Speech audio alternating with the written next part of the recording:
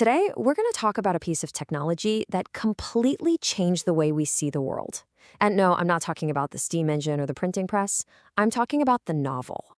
So here's the big question for today. How is an invention from the 1700s the secret ingredient in pretty much every story you binge watch? The answer is, well, it's pretty surprising. And to figure it out, we've got to take a trip back in time to a world before the novel even existed. So, first up, let's try to imagine a world with no novels. It's kind of hard, right?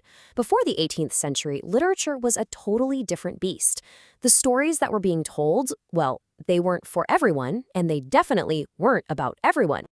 And you can see just how different it was.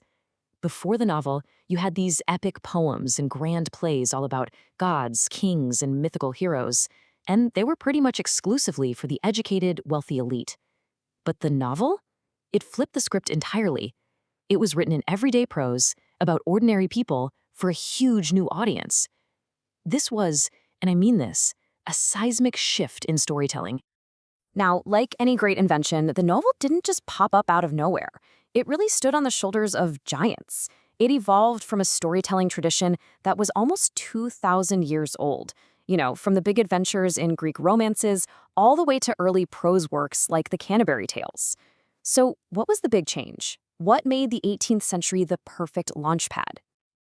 That brings us to the 18th century. This era was just packed with incredible change, and it created the perfect storm for a totally new kind of storytelling to just take over. You had a few key things happening all at once. The Industrial Revolution and a boom in trade created a brand new middle class. And for the first time, these people had two crucial things: leisure time and a little extra money. At the exact same time, literacy rates were exploding. But here's the thing, this new audience of readers, they weren't really interested in the old stories about kings and queens. They wanted to see themselves, their own lives, their own struggles, reflected in the stories they were consuming. The demand was there, big time. So what is a novel, anyway? Well, the name itself, which comes from the Italian word novella, tells you everything you need to know. It means new. And what was so new about it? It was designed to explore intimate human experience. For the very first time, an entire form of entertainment was all about getting inside the heads and hearts of relatable, everyday characters. Of course, this new form needed some pioneers, writers who could figure out how to unlock its power and turn it into the biggest entertainment of the age. And, while we often think of the novel as being an English invention, its roots are actually global. The world's very first novel, The Tale of Genji, was written in Japan, all the way back in the 11th century. And Europe's first great novel, Don Quixote, came out of Spain in the early 1600s. But it was really in 18th century England that the novel truly caught fire. You had writers like Daniel Defoe with Robinson Crusoe, who perfected this new, gritty kind of realism.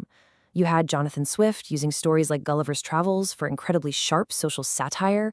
And then Samuel Richardson's Pamela. It took readers deep inside a character's mind in a way no one had ever done before. These weren't just books, they were massive cultural events. So what was the secret sauce? What made this new format so unbelievably addictive? Well, it turns out the novel basically created a blueprint for storytelling that we are absolutely still using today. These 6 elements, this is the engine of almost every story you love. Seriously, think of any great TV show. It's got a central idea, a theme. It has a sequence of events, the plot.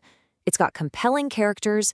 It all happens in a specific setting. It's driven forward by conflict. And it's all told with a unique style or language. The novel is what standardized this incredibly powerful framework for telling human stories. Which brings us to the novel's incredible legacy.